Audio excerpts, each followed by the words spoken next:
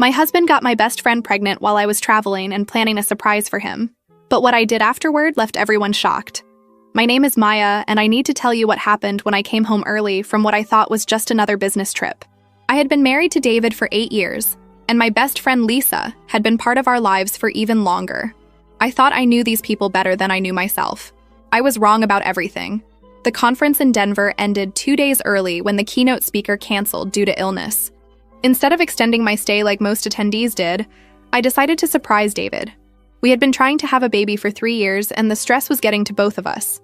I thought coming home early with good news about a potential promotion might lift his spirits. I remember feeling so excited during the 4-hour flight home. I had even stopped at the airport gift shop to buy his favorite chocolate and a bottle of wine to celebrate.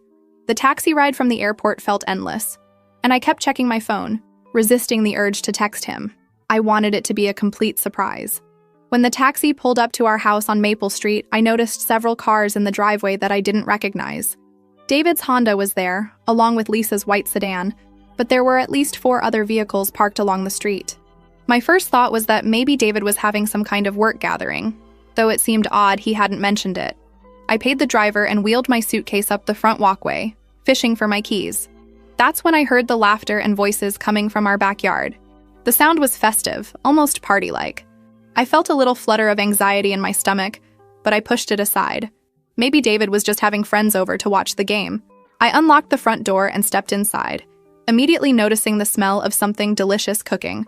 The living room looked different somehow, tidier than usual, with fresh flowers on the coffee table.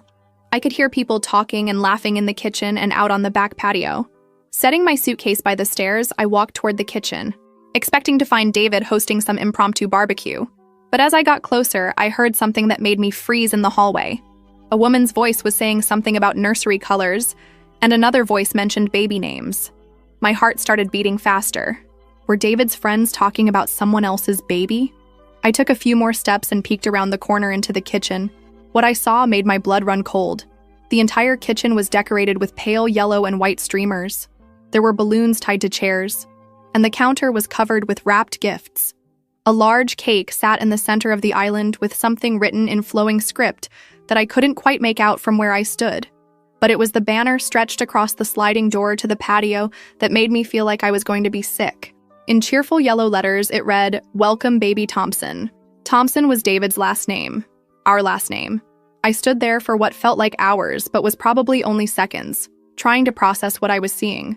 Someone was having a baby shower in my house, using my husband's name, and I hadn't been invited to my own event. The voices got louder as people